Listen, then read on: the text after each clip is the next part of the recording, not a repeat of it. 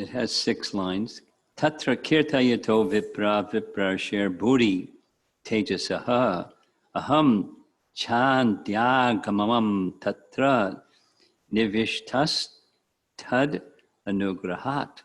So ham va shava yishyami yataditam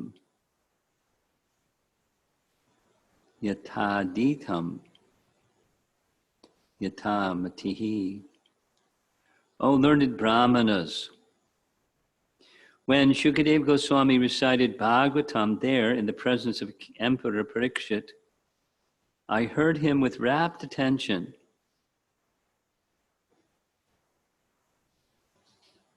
And thus, by his mercy, I learned the Bhagavatam from that great and powerful sage. Now I shall try to make you hear that very same thing as I learned it from him and as I have realized it. I'm going to read the purport. One can certainly see directly the presence of Lord Sri Krishna in the pages of Bhagavatam. We were speaking in the morning session about seeing, and it's actually preceded by hearing. But one can see the Supreme Lord in every page, if one has heard it from the self-realized great soul like Shukadeva Goswami. One cannot, however, learn Bhagavatam from a bogus, hired reciter whose aim of life is to earn some money out of such recitation and employ the earnings in sex indulgence. No one can learn Srimad Bhagavatam who is in association with persons engaged in sex life.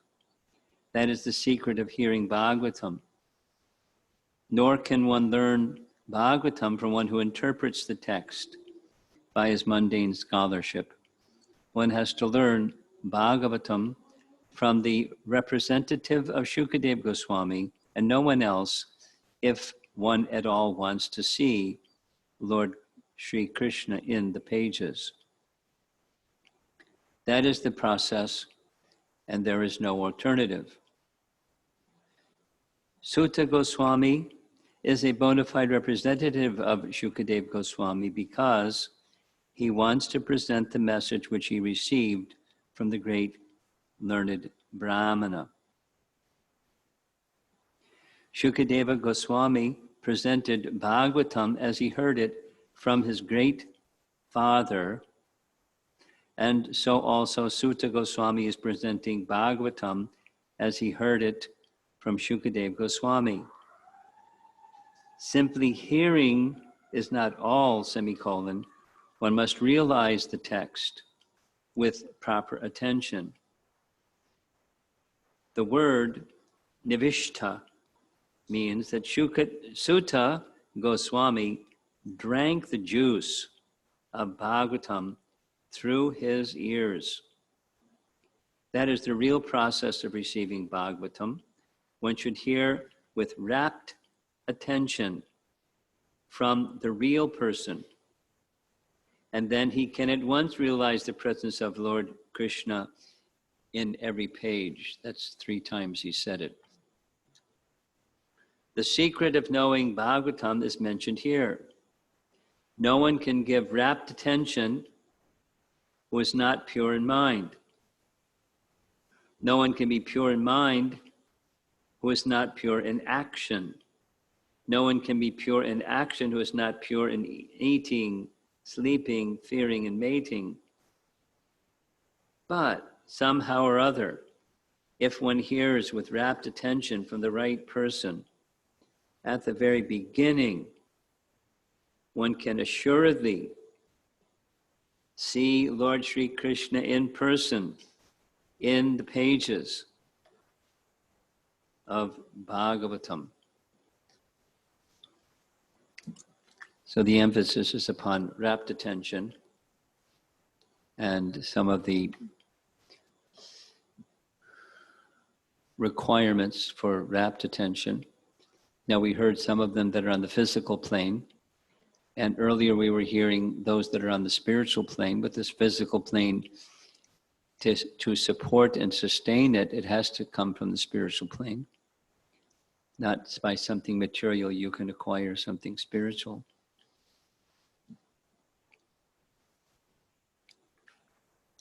This word nivishta, that's the being perfectly attentive word, or rapt attention is how Prabhupada has placed it in the word for word, not the word for word, in the translation and the purport.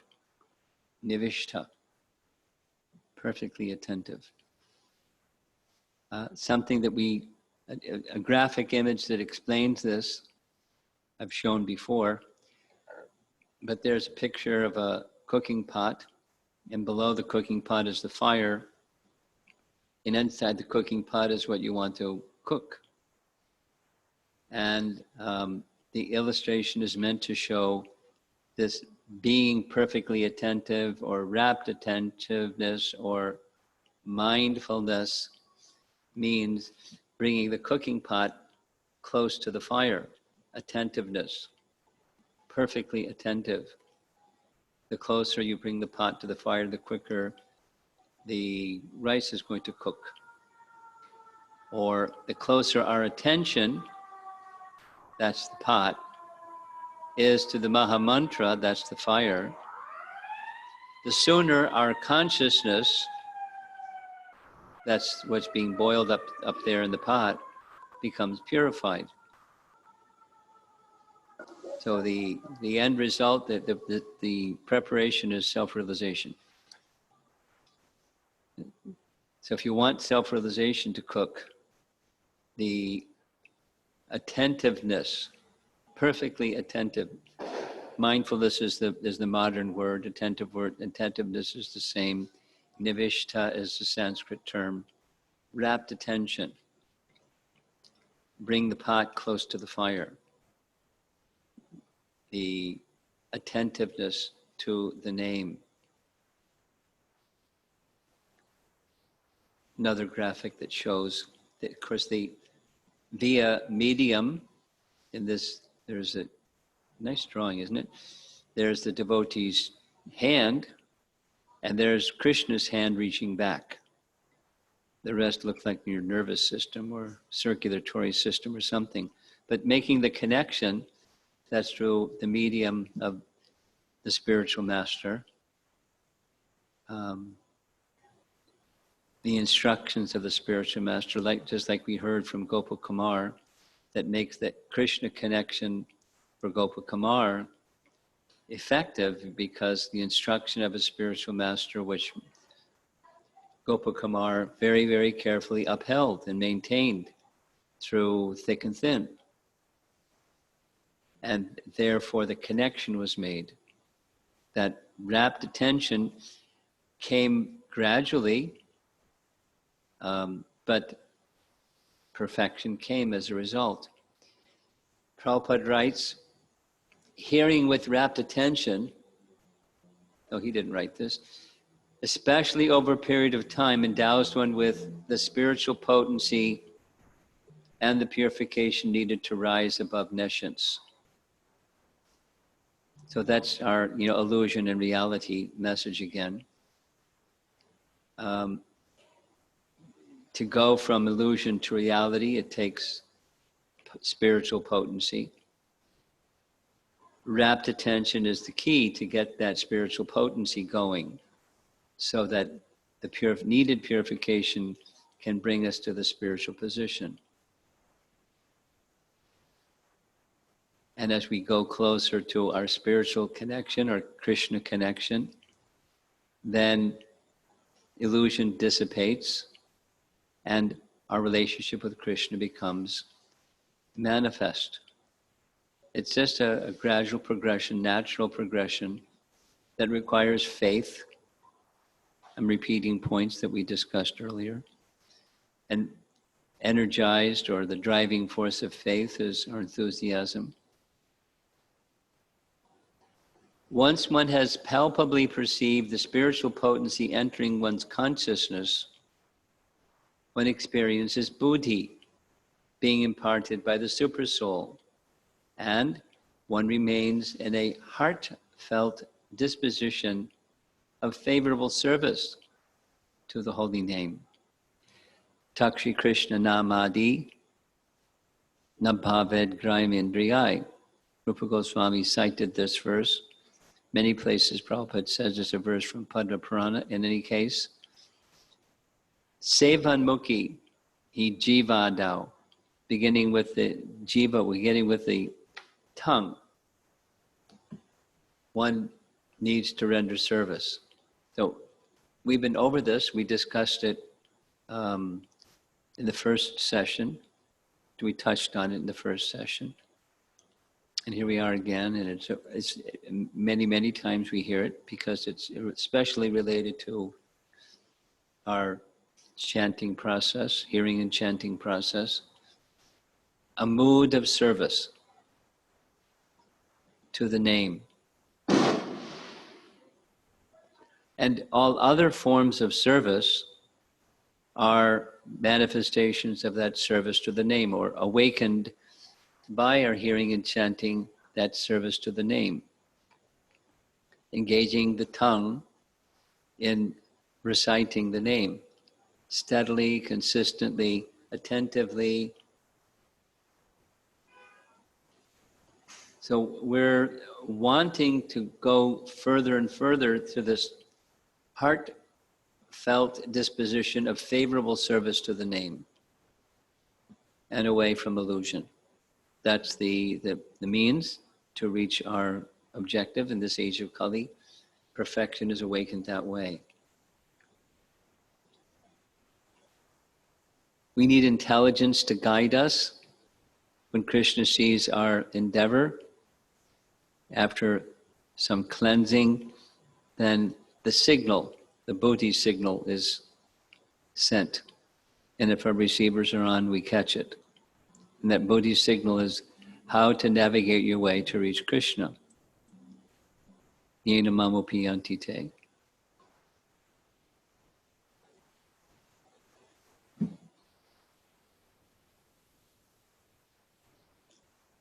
So just as service to Krishna and service to Krishna's devotee requires this rapt attention, they're true for both.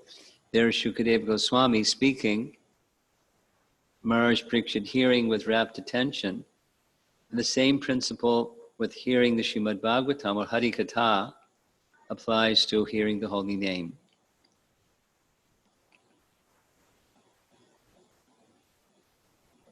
Same principle and same steps to get there, and the necessity of intentiveness.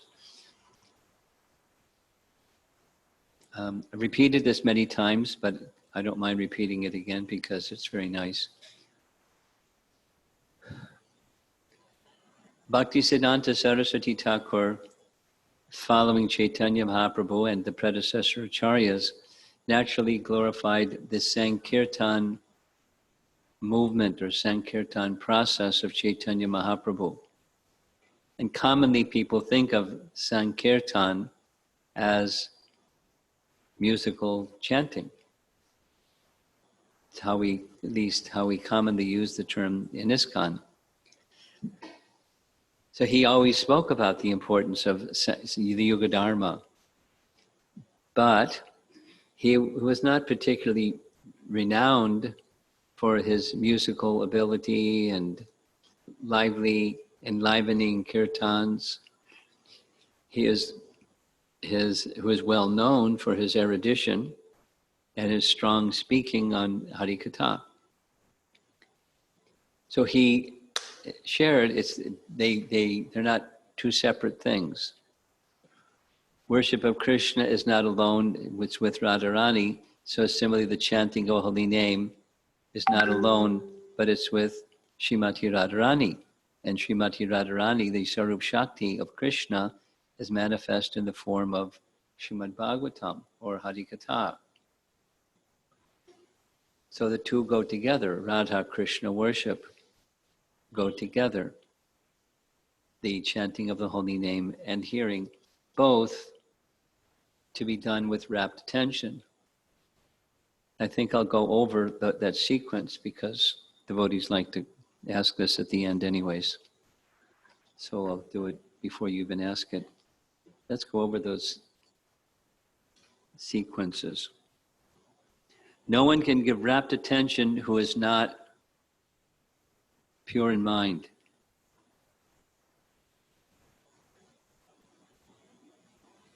No one can be pure in mind. He's not pure in action. Now, action is the senses or karmendriyas. The senses and the mind, they're together. They're both subtle. It's not just the sense organ, it's the sense power, the power of locomotion, the power of sight, the power of hearing. It's a subtle entity grouped about the mind. It's not the mind has these sense organs, it's a sense power grouped about the mind, and they're connected to the mind. They're subtle. So if the senses are not purified, which become purified through activities of bhakti, then the mind can't be purified, and if the mind's not purified, then you can't be in rapt attention. So how do you get the senses purified? Well, eating, sleeping, fearing, and mating. You know, the animal propensities need to be connected either just by withdrawing them or connecting them in a dedicated to Krishna service manner. And so the Bhagavatam is teaching that. Prabhupada is emphasizing it specifically. And the Sankirtan movement of Chaitanya Mahaprabhu includes not just the musical Sankirtan or even just the japa plus musical Sankirtan, but is all the other activities, because all the other activities are also meant for that purpose, furthering the message, propagating the message, extending that message, the opportunity to hear the message of Srimad Bhagavatam and Harikatha in a general sense, and the kirtan, the chanting of the holy name. Just like we're going to play it again, that little video of Prabhupada speaking, that's how the Hare Krishna movement began. Just chanting. I mean, he had the Bhagavatam, and he spoke the Bhagavatam in Bhagavad Gita. Certainly that was a very essential part of the beginnings of the Hare Krishna movement, but here in this recording, he's speaking of the importance of chanting Hare Krishna Mahamantra together. There's the process of hearing, where the sound goes to the ear. Chanting is needed for the sound to go to the ear. If somehow you can hear the sound with rapt attention, then everything becomes effective.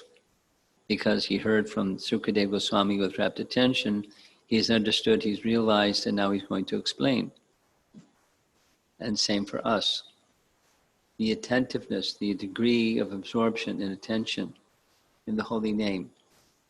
Here's a classic photograph of Srila Prabhupada in Tompkins Square Park, 1966. And 26 Second Avenue has this little slogan that goes with it, the place where it all began. And it's true, the place where it all began. But Tompkins Square Park is also the place where it all began, at least in terms of the public hearing. And look at the assortment of people gathered, hearing. So let's play this recording again. Srila Prabhupada speaking.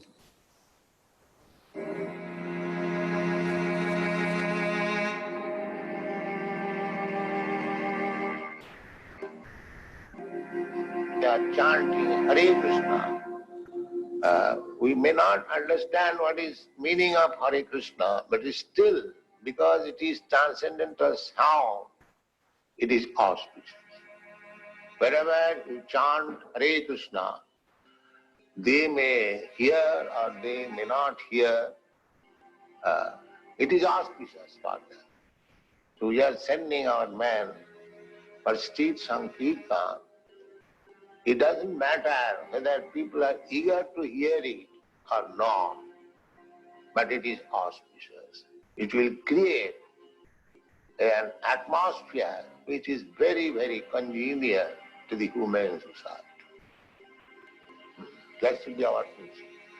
Not that because we are chanting, nobody is taking care, we shall not be disappointed.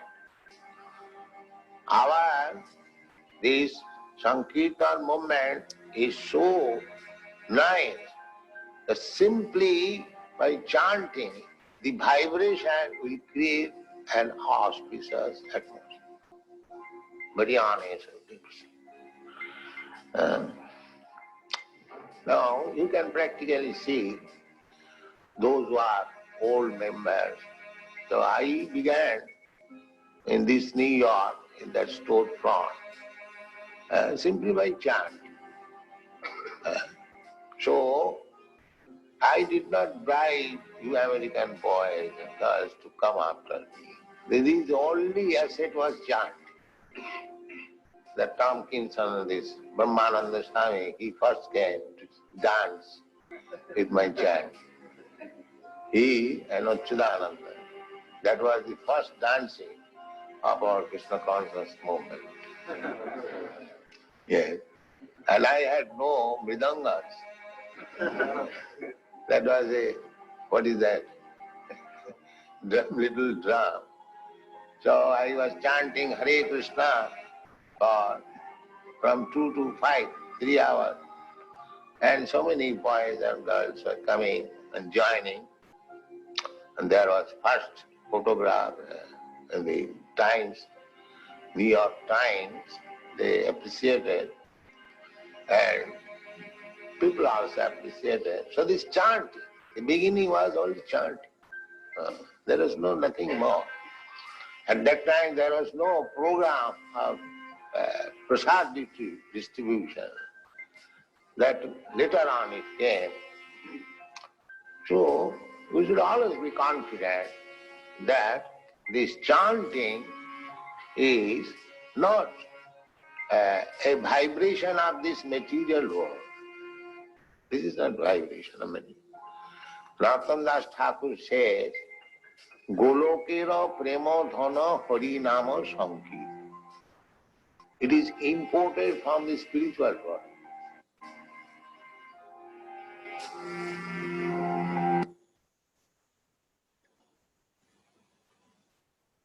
It doesn't say on the back of it, made in China.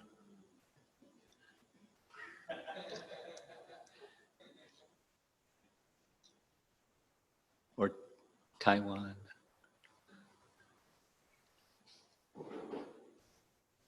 It's made in Goloka. Not even made, it's eternally situated in Goloka, but it's imported.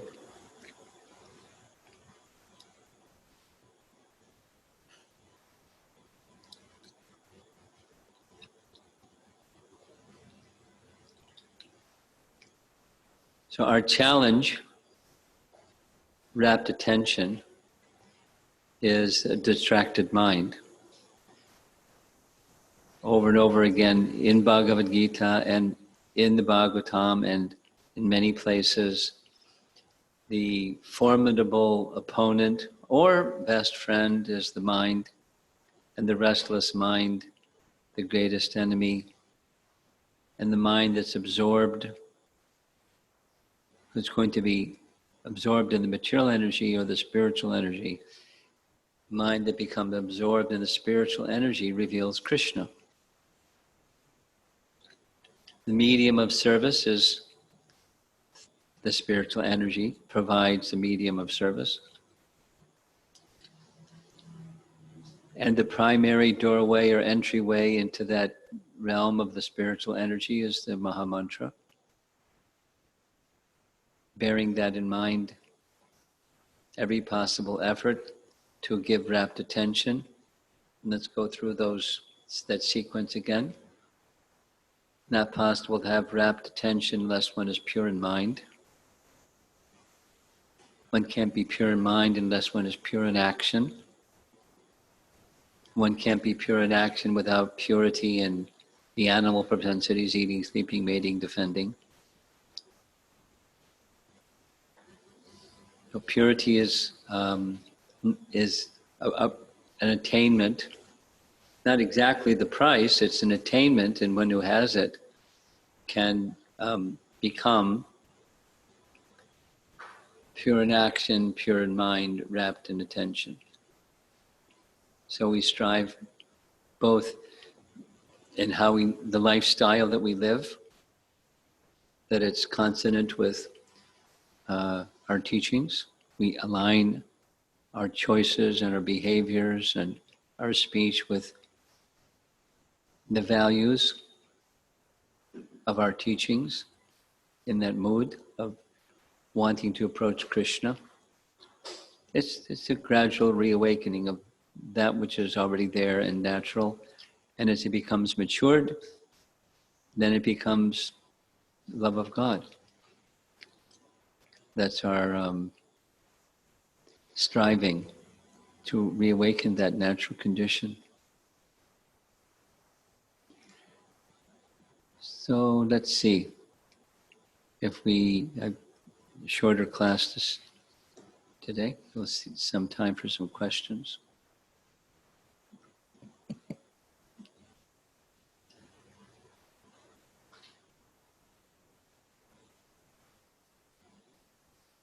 Behind you. Guru Maharaj, in the last line of the purport that you read, Prabhupada says, somehow or other. But somehow or other, if someone hears with rapt attention from the right person at the very beginning. So I have found this phrase at the very beginning confusing. Is it referring to hearing from the right person from the very beginning? Or is it also referring to, says, with rapt attention from the right person at the very beginning? Because it doesn't seem possible to be fully attentive at the very beginning. I've noticed that.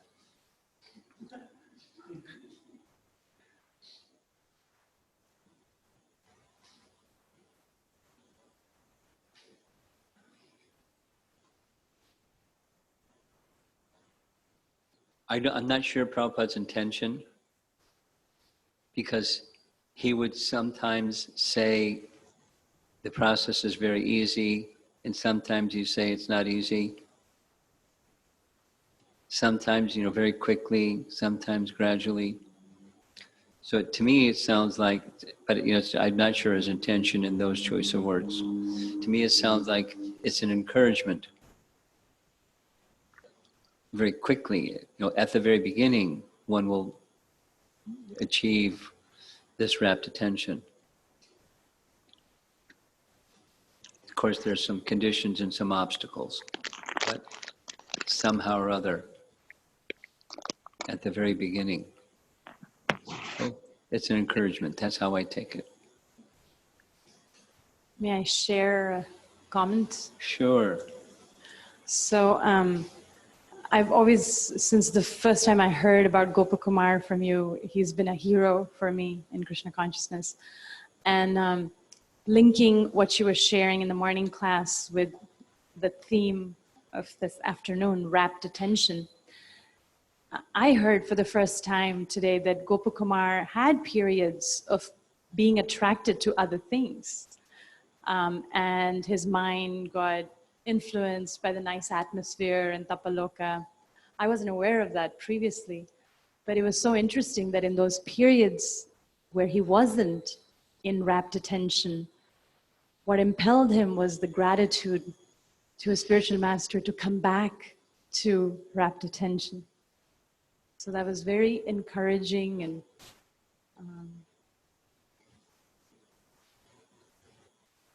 Well, the gratitude specifically, it's spoken twice in the same chapter, and that is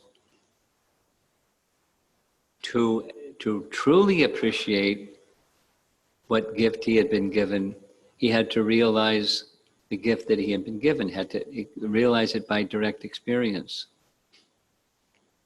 So that means, there's the theory of what we know, and then there's the experience of the theory of what we know. So he had knowledge, not exhaustive, but he had basic knowledge, and he wanted to experience, and that would constitute gratitude. Then he could really have gratitude. That's the part that I like especially. Are we going to alternate online and? Okay, go ahead. So Pretend you're online.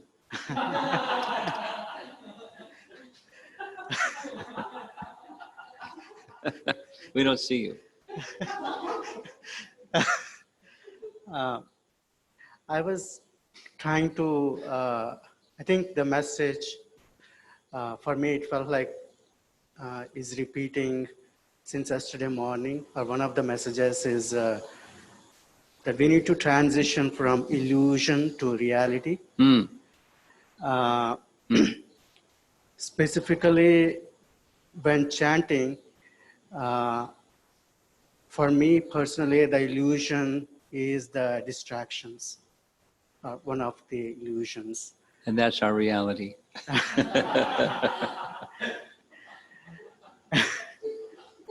And that's Einstein's point. Yes. It's really illusion. So once the mind goes to those distractions, because you narrated from the purport of how Krishna is advising Uddhava about how the mind goes to sense enjoyment and bringing it back. Yes. I understand that it's actually the attachment to our own causes of suffering, that when my mind goes to that, it keeps feeding that negative thoughts, and the instruction of bringing the mind back is also there. I still feel that there has to be immense, as you shared this morning, gratitude in case of Gopakumar, because in his case also he was distracted with various, from elevating to different planetary systems, and he has been given different alternatives. Yeah. But he did not seem to settle for something less until he had the highest benefit that the holy name can give. In my case, I was thinking that Yeah, what's the lesson for you in that? yes, the distractions are there, and I understand their illusion.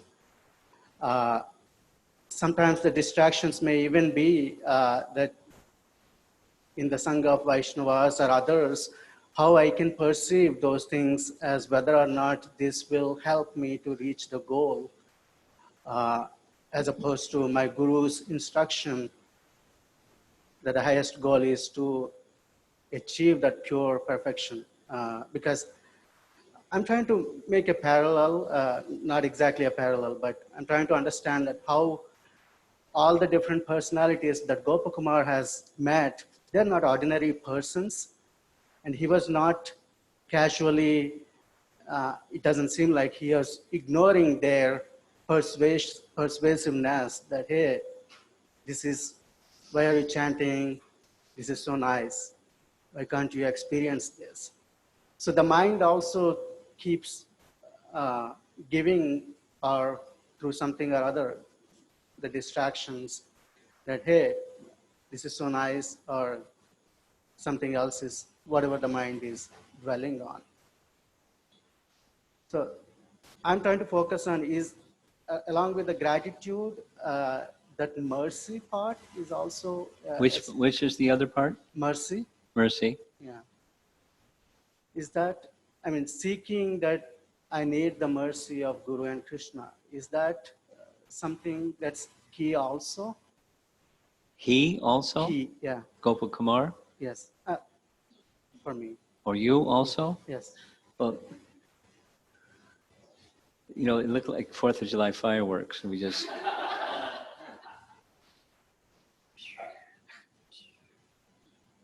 I'm not sure how it all ties together. I like the points you made.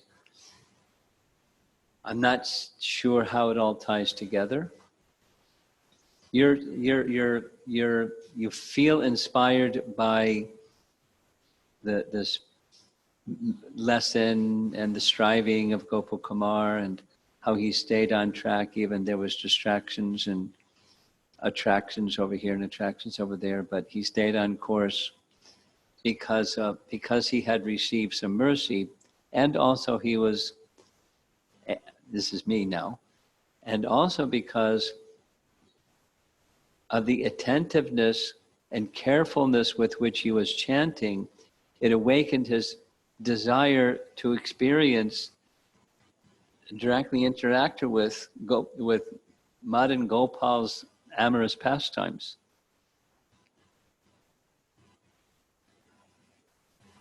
Although he didn't really know what that was. But he gradually came to know what it was, and that, in contrast to the other things, paled. The other things paled in contrast to that, I mean to say. That kept him going. So it was an experience that was beyond the prior experience.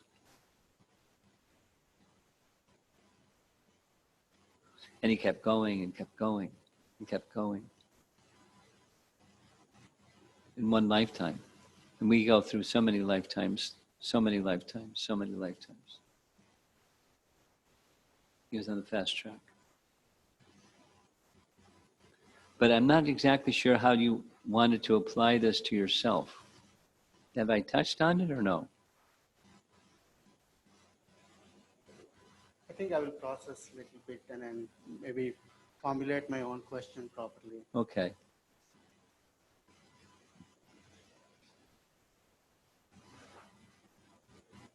This question is from Rupilas Prabhu. When we chant with feeling of separation, we become more attentive. For example, departure of Srila Bhakticharu Swami has caused us to chant and pray more attentively. Yeah.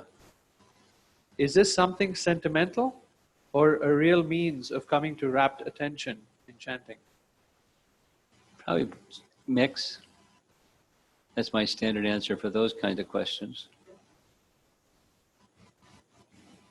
There's material affinity and there's spiritual affection in a mix.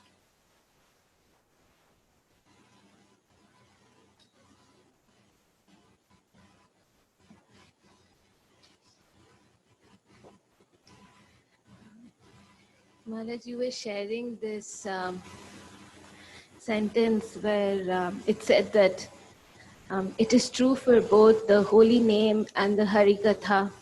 We need sustained, attentive hearing. So I was thinking that the word sustained is a really important word in the context, because generally the experience is that when we are chanting, the attention is there for a little bit and then it goes away and then Yes. again comes back and goes away. Yes. So, like, how is that the sustained part achievable? How does the which part? The sustained.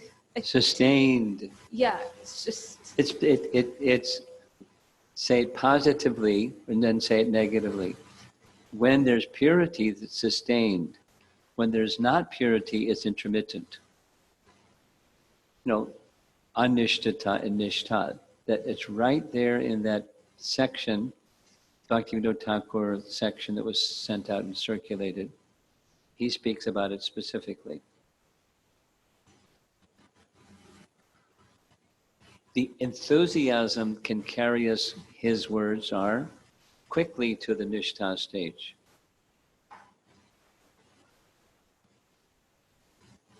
And when there's weakness in enthusiasm, there's more of the unsteadiness that's more prevalent. We don't move as quickly to the steady stage. Enthusiasm, that was the context of his remark. So sustained is where there's enthusiasm. They make it short. That's the means for quickly reaching the sustained stage, or the steady stage, or nishtha stage. And enthusiasm comes from the association of devotees. Yes, and in the association devotees, the sound vibration.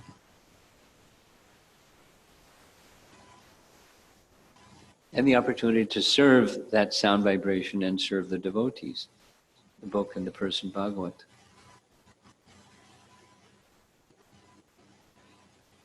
Medium is service.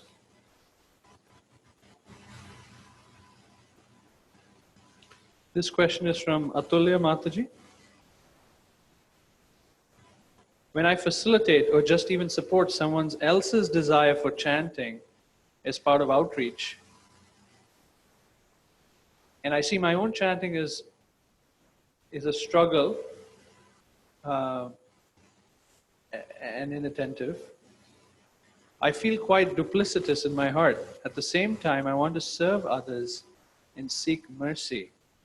How do I resolve this duplicitous feeling in my heart? Well, that's a nice question. It's a dilemma for sadhakas. And the duplicity is pretending that you're something you're not. And the purification is not pretending that you're something that you're not, but you're an instrument on behalf of our founder Acharya and disciplic succession. At least you're striving to be. And if that's your mood and that's the consciousness that you're carrying, you don't have to repeat it over and over and over. You know, I'm really not there yet, but this is how you do it. Kind of a message. It's the mood more than specifically the message. The mood of I'm the instrument and I'm not there yet mood. And by taking up that position of assistant or assisting, there's strength, there's mercy.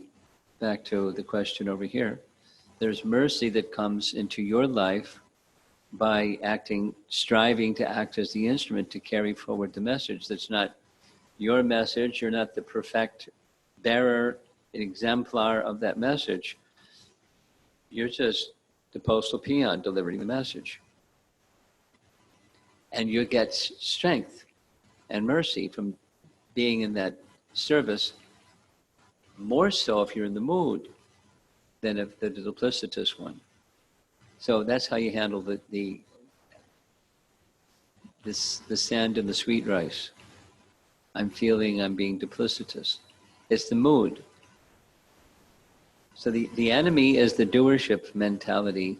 It's not the activity. The activity is purifying.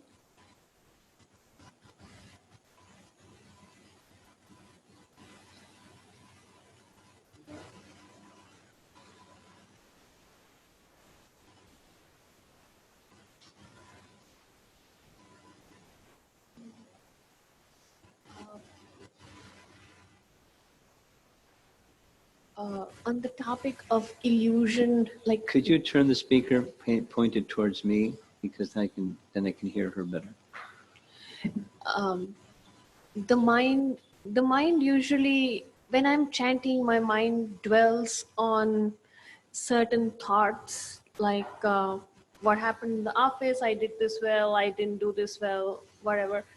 And then, like Premarasa was saying, at a point in time, if I remind myself, hey, this is illusion, and what I'm chanting is reality, for few mantras, I am with the mantra. Yay! And then, and then the mind goes back thinking that's reality. So I'm like, I got it.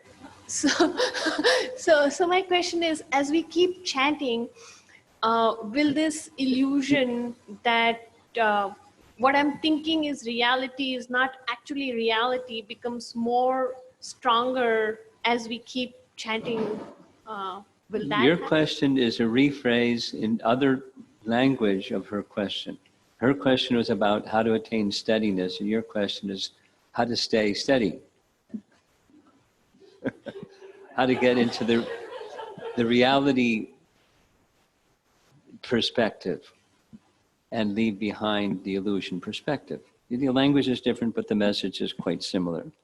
And the answer, the summation answer that I gave is, according to what Bhaktivinoda Thakur wrote, its enthusiasm is the key to go from unsteady to steady. It's not just fast or faster, it's the method. And so what does enthusiasm mean? And how do you get it? So that we had that discussion. You can go back and listen again. It's something that you value, so it's cognitive, but it's also affective. Something you feel. And it's motivational. Those three. Cognitive, affective, and motivational. That's enthusiasm. And so now, how do you sustain enthusiasm? To get sustained reality experience. How do you sustain enthusiasm? So practice in good association and guard against offenses. You know that you follow the sadhana bhakti process carefully. Stay in good association. At least, through video conferences. Through sound. This is from Amara Mataji. Regarding humility, I remember you mentioning previously the quote, "Humility doesn't mean thinking less of yourself, but just thinking of yourself less." I've heard that said. I'm not really fond of that one, but go ahead. So this is a topic on how to cultivate humility. I heard from you that we can see how tiny we are. Yeah. Through services, we realize, as a matter of fact, we are very tiny. Yep. Still, it feels hard to think of myself less or putting myself in the center less. Is it because the realization of tininess still needs to mature? How can I deepen this understanding? Well, this is the rephrase of the same two prior questions.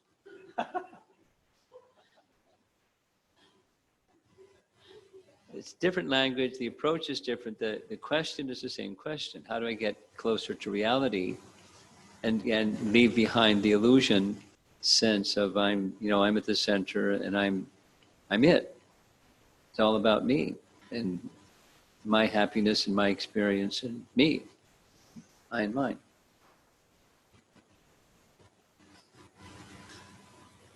We have a process of awakening connection with Krishna through sound primarily. And then, we heard that you have to connect the senses and the mind with the reality. So there's a process for that. And there's some do's and there's some do nots. And you follow the regulations of sadhana bhakti carefully in good association and invest enthusiasm in that process, specifically in approaching the holy name. That's and to the degree that you can do that, the bell will ring. You reach the goal.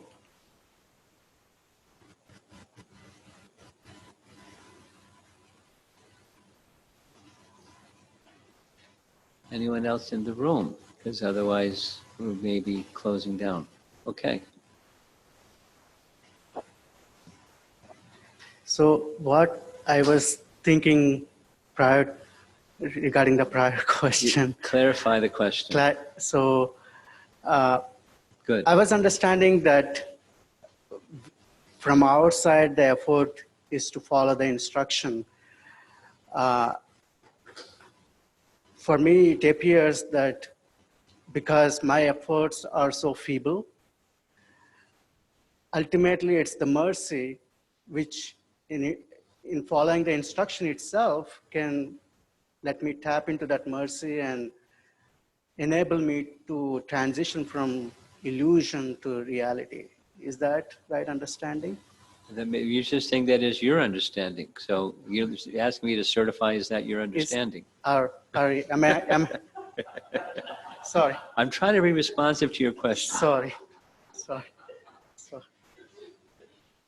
Is that a correct understanding? Yes. Is that what you want to know? Yes.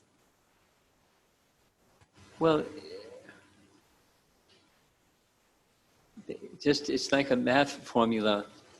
This plus this equals that. And supposing you're short on one of the this plus this, how are you going to get that?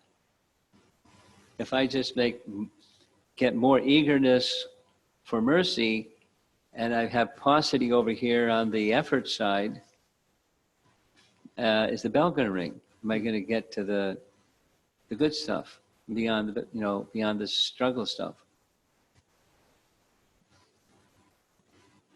My understanding, if Krishna wants to deliver, then Kripa Siddha is certainly possible. But don't count on it. You may get, PhD from Oxford University. They just call you up and say, we decided to give you a PhD. But more likely, you have to enroll in the PhD program and do the PhD work. That's the usual. So the effort is also required. Now you may get some strength from trying to connect with mercy, but an evidence that you've connected with the mercy is the effort ramps up.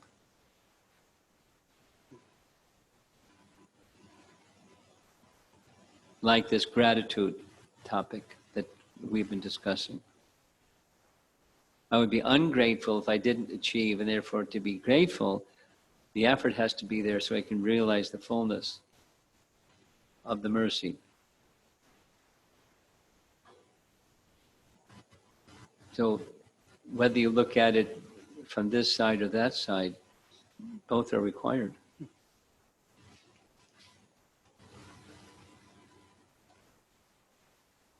that Yes. touch on what you're asking? Yes. Okay. Thank you. This is from Giri Votikota. I'm thinking that usually everyone perceives the message differently depending on their stage of bhakti and purity. Yes. Would the potency of message reach to all at the same level, irrespective of their perception? Actually, this is Sri Devi. And his question is self-contradictory. The first part is yes, the second part is no. Yeah. So the second part is no. It's the first part. This is from Pooja Singh. Okay. I'm trying to understand how humility connects with rapt attention while chanting. Could you kindly elaborate? Well, it goes back to what our description of what humility is. And just to recall, it's part of it is tininess as opposed to anything else. And in that tininess, there's because I'm very tiny, there's a lot of obstacles standing in my way because I'm really covered, like some of these questions over here. I'm really covered.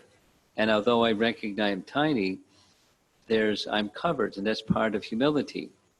And I've got a long way to go because I'm very covered.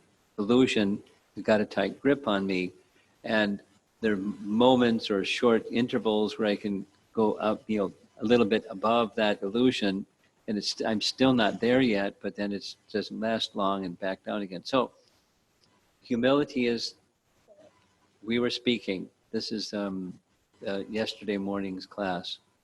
Acceptance, that's my position. That's humility.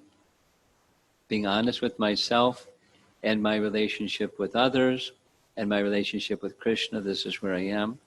And so that's humility.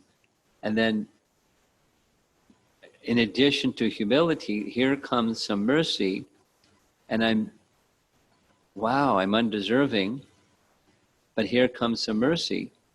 Let me, with a grateful heart, receive that mercy, and then there's where enthusiasm comes. Enthusiasm is, I want to experience the fullness of this mercy. That's the gratitude, unfulfilled, but I want to fulfill it so I can experience. So that's the enthusiasm. It's a what Bhaktivinoda Thakur is saying, writing, is enthusiasm. Next, this is Prabhupada in Narada Bhakti Sutra. Enthusiasm is of the soul. We're going to be enthusiastic about something in the modes of nature, if not in relation to Krishna. And so enthusiasm needs to be purified. And real humility is not the false kind, it's the real kind, where we recognize those things that were mentioned.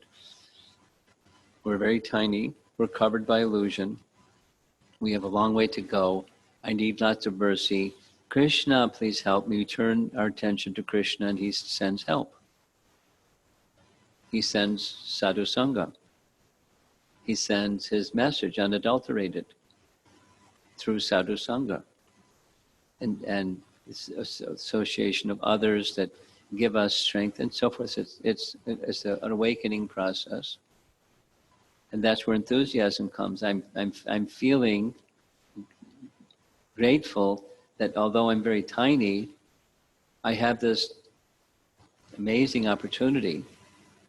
I'm enthusiastic to receive it and connect with it.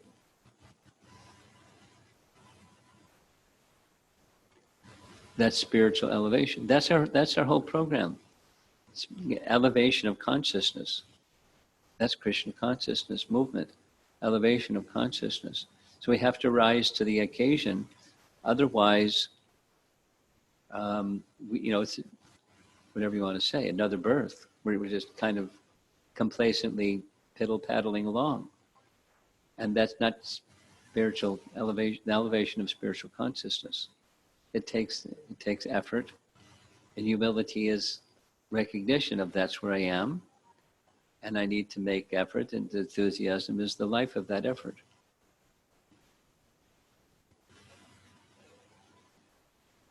I hope I've addressed Pooja's question.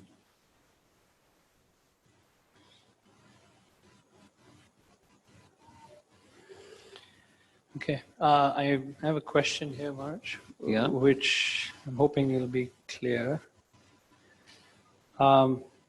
We have a natural tendency based on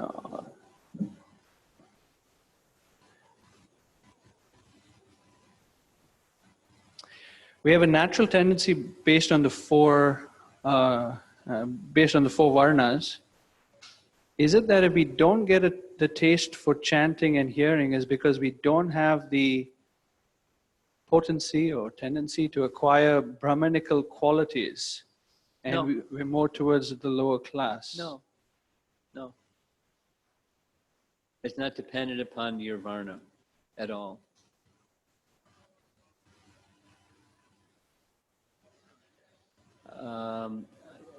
Tomorrow, I've been asked to do a Zoom class for the devotees in Guyana.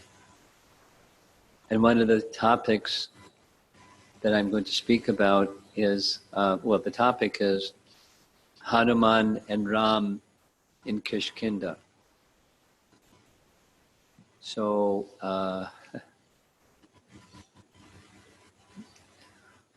one of the places that in Kishkinda that some of the devotees visited it's a very special temple, a Hanuman temple, that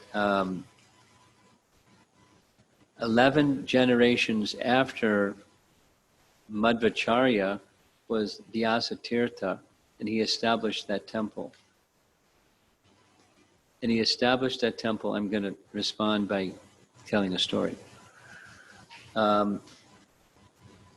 Udupi, which is the headquarters of Madhva's line, and Kishkinda are not right next door, but they're in the same state. And Vyasatirtha was there engaging in his meditation on the personality of Godhead, because he's a Vaishnava. In his meditation, an image of Hanuman kept appearing day after day. And then one evening, Madhvacharya appeared to him in a dream. This is like something like 220 years after Madhvacharya left. He appeared in his dream and instructed him to build a temple of Hanuman like that image of Hanuman that appeared in his dream, or appeared in his meditation, excuse me.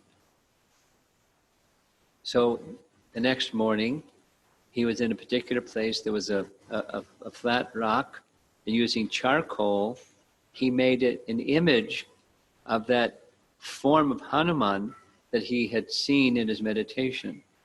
And he did puja and rituals, and at the end, that charcoal impression on the rock disappeared. And it happened again 12 days in a row.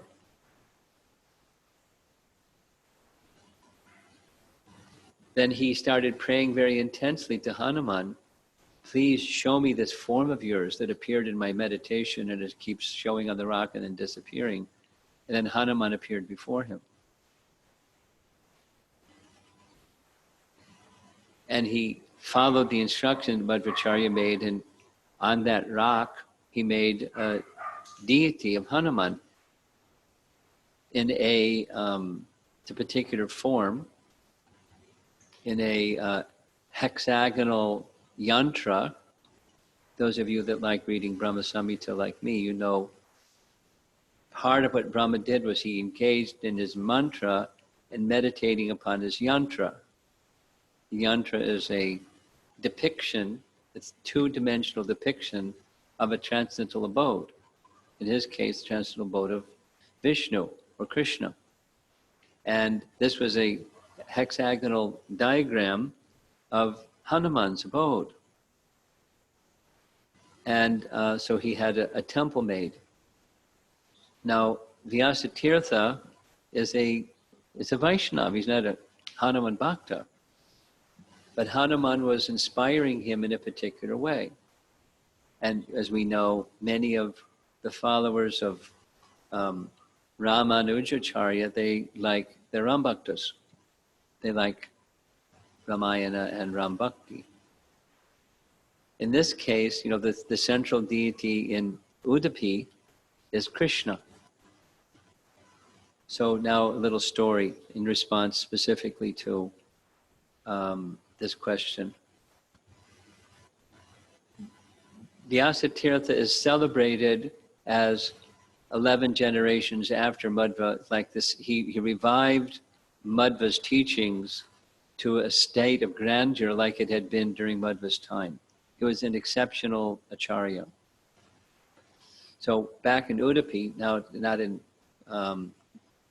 Hampi, he was conducting katha with some of the elevated Vaishnavas there. And one very simple farmer came right in the middle of his recitation and very humbly submitted himself, but at the same time very enthusiastically was requesting that he be accepted. So, those that were in Vyasatirtha's association were a little put off because they were brahmanas and, a little puffed up, in bodily consciousness. And here's this farmer that's like a simple guy and he wants to be, in their entourage. So but Vyasatirtha understood his mood and submission and so forth. So he gave him the assignment to chant the name of Yamaraja's bull.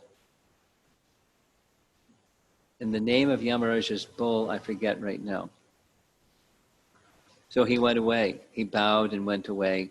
And after some time, some while, months, whatever, doesn't say how long, he came back. And behind him was Yamaraja's bull. And with folded hands, he said, "Can I have some service? What next?" And Vyasatirtha said, "There's a very large rock in the midst of the river. Have the bull, by whatever his name is, move the big rock." It was like an island. It would, many men could not move the rock. The bull submerged himself in the river, lifted the rock up so it could flow to where the agricultural fields were, and then they could grow their agricultural crops properly because the rock was in the way. And Yamaraja's bull offered his respects and departed. Everyone's going, wow. And so then the farmer said, "Any more service?" He said, "Yes, you can take care of the cows." So he went to take care of cows in Udupi. And then a big festival day came. And the big festival for Udupi Krishna included rituals and then concluding in an Abhishek. But when it came time for the Abhishek, Udupi Krishna disappeared. Right before everybody's eyes, he just disappeared. So Vyasatirtha looked around and said, "Can anybody explain why this happened?" And then their explanation was, although this Abhishek is meant for the worship of Udupi Krishna, some Vaishya person was over there taking care of the cows, and it should have been a Brahmana taking care of the cows, because then we're going to take the milk and milk products and offer that to Udupi Krishna. And Vyasatirtha nodded his head and smiled. He just motioned his head like this, saying basically, "Follow me." He stood up, and they went to the Goshal. And they saw the agricultural man with a brush cleaning the cows, and Udupi Krishna standing there holding the bucket.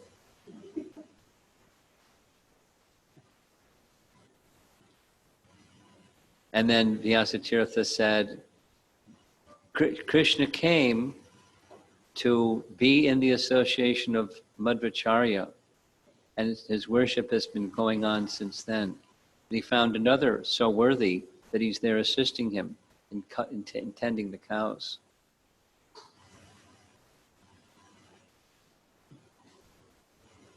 And then later he gave him Diksha.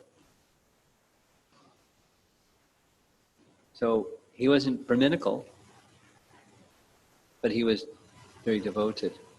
And the whole of the Vrindavan, they're not Brahmanas, they're Vaishyas. It's a cowherd community.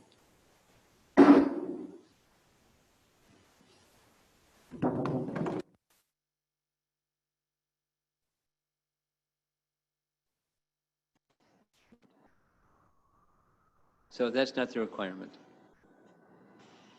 Devotion is the requirement. And over, the scriptures teach it's not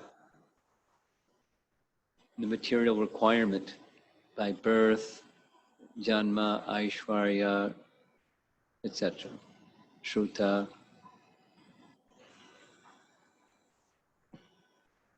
Okay? We have a few more questions.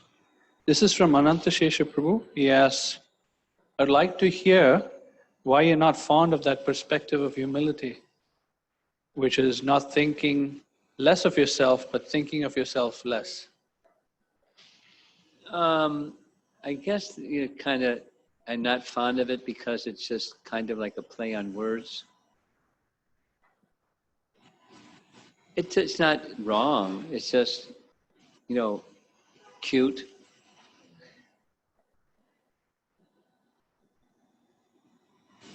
And if it helps If it helps somebody understand the essence, that's fine. But I'm not fond of it because it seems like a tongue-in-cheek, cute kind of an expression. But anyway, that's me. And other people may think, wait a minute, that's fantastic. Go ahead. This is Raja Ramachandra. I think this is Radha Vallabh. Yeah. As part of striving to chant attentively, there are moments of attention and inattention. It's Raghava Chaitanya, is not Radha Vallabha. Somebody else from Houston. Raghava Chaitanya? Who's the speaker? This is Raja Ramachandran. Okay. Radha Okay. Vallabh. Okay. The instruction is to neglect the mind and bring attention back to the holy name. Well, yeah, but that So- you bring the mind back to the holy name. Go ahead. So being grateful for attentive moments of chanting and ignore analyzing the inattentive moments by self-acceptance is the right approach as part of our gradual purification stage? Is that the question? Fantastic. Keep going. Confirm. Okay. I think that is it. That's it? Okay. Okay. You like that phrase too? Thinking of yourself less? Go ahead. I have a couple of questions, Guru Okay. Maharaj. This morning you were describing jnana, karma, bhakti, and how if we're disgusted or it leads to, did I understand correctly that, being disgusted leads us to jnana, and if we're attached, it leads us to the karma, but when we're indifferent, it leads us to bhakti? Indifferent, but with a qualifier of what that means. Go ahead. So I was thinking in terms of, Bhakti Charu Maharaj's passing, and there have been many devotees in the last couple years that I've known that have passed. And this feeling of being a fish out of water is just getting more and more heightened. Like I feel like I really don't belong here. And it feels like a very unnatural situation to be in this world. But I want to make sure that it's not that feeling of disgust, but it's leading me to bhakti. So could you please help me process these feelings in terms of... Well, it's more a matter of where you belong than where you don't belong. The indifference is, I'm not the allure of senses, sense object, woo, let me enjoy. Oh, that didn't work. Senses, sense object, let me try that. So that attraction subsides and the spiritual attraction has become stronger. That's the real test. Yeah? And yesterday, I found a statement about yearning that you had in the PowerPoint, very interesting. It said, yearning means to strive for that which is beyond one's present attainment of consciousness can grasp. So I was thinking of it in terms of Gopakumar yearning for a higher attainment, and it was impelled by gratitude. If we don't understand the fullness of the gift that we've been given, it's hard to really have that deep enthusiasm because we're not even grasping the fullness of what is this holy name. Well, that's part of the territory. When we become covered by illusion and ignorance, we can't understand anything properly. But to the degree that we can understand reality,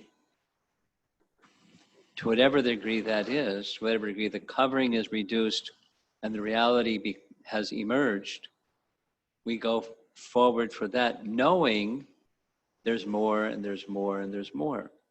But, I mean, what I'm saying here is something that any one of us have been through when we started practicing Krishna Bhakti.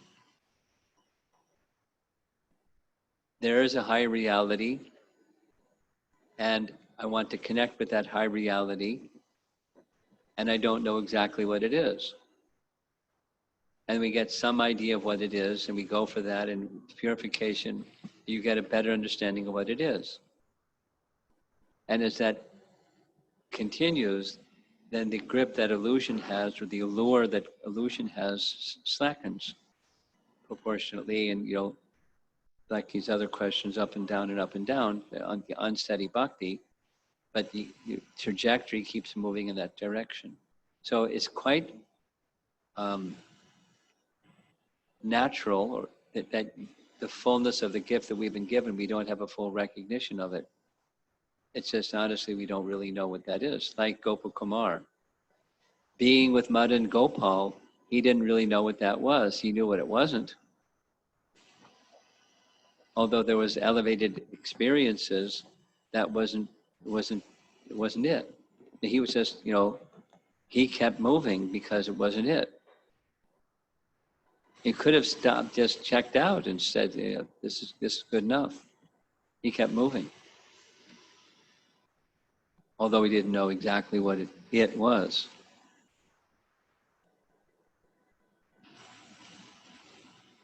How we doing? Anything online? Anything in the room? Srila Prabhupada ki? Good. Something online? What's that? 2 questions. That has been relayed to me.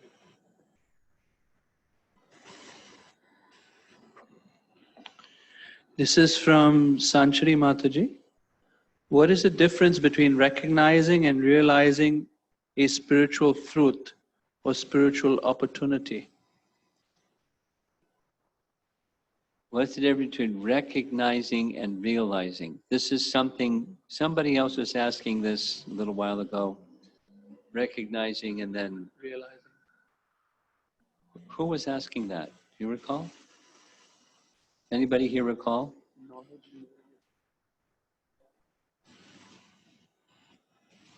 We can't remember who was asking, but we already had this discussion. And so one is cognitive and the other is like motivational. I want to do something about this which I recognize. So let's say I recognize illusion is illusion, or I recognize that reality is reality. And then you move towards reality. And then you can realize that's reality. And then you can understand illusion better than you understood, than you recognized it before. It's just dynamic, jnana vijnana, let's just use those terms. Recognition and realization. When you act in knowledge, you get realization. And the next one was, this is from Mahati Mataji. When I chant, I remember all the tips that are given for attentive chanting. Wow. And I imagine Chaitanya Mahaprabhu or sometimes Krishna's pastimes. Great. Should I avoid that? No. Or me paying obeisances, etc.? No.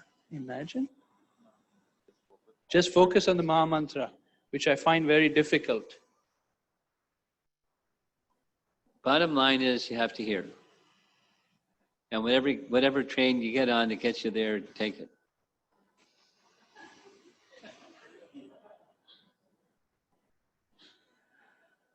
Whether it's, so tomorrow morning we're going to be hearing some tools, and it's just like she's saying, tips. But their effectiveness is to the degree to which we actually are hearing.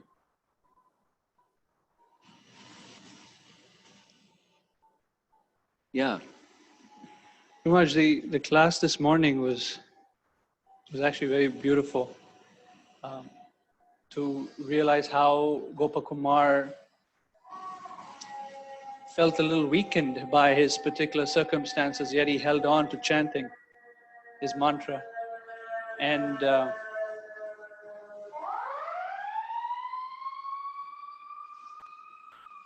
I was reminded of the Tatte Nukampam verse, which ends with Jiveta, and I was thinking about how Jiva Goswami explains the word Jiveta in that verse to say that we should just stay alive in Krishna consciousness. Yeah, stay alive in Krishna consciousness, vibrant in Krishna consciousness. Is it a correct understanding that Yes. Gopakumar was doing exactly Yeah, that? yeah. Even though Jiveta. weakened by it. Yes. And then I had another question around the statement. I was looking at the Sanskrit of the verse also. It said that out of fear of being ungrateful. So now conventional wisdom in pop psychology is you don't motivate by fear. Yet something that is fascinating to me is that a number of devotees express fear, but spiritual kind of fear, like Prahlad Maharaj.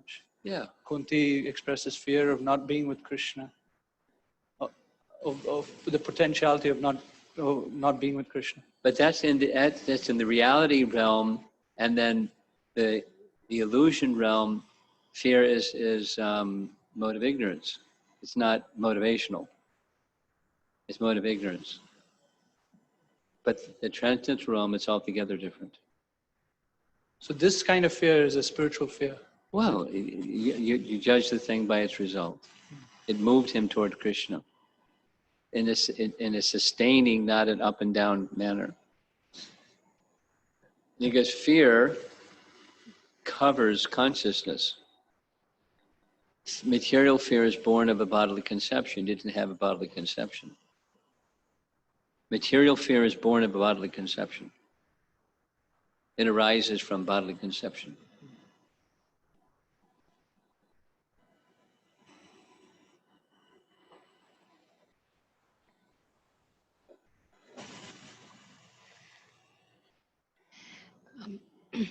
Maharaj, sometimes when we are in difficult situations, then there is a tendency to chant and be thinking about the situation that Krishna, please help me come out of the situation so I can serve you better.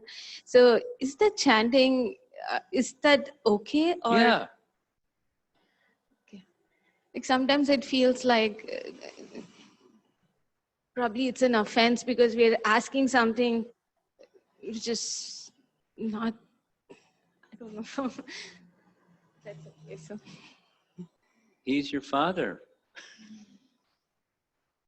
You ask help. The residents of Vrindavan did. But your motivation is so that you go on serving him better. Not just get rid of this nuisance or whatever it is. Tribulation. Difficult situation. If following that difficult situation, there may be a lull, then comes another one, It's like, so that's not, realistic expectation. No more obstacles, no more troubling situations. But that's the appeal. Okay? You okay? Srila Prabhupada ki jai. You have an announcement? No? Just so to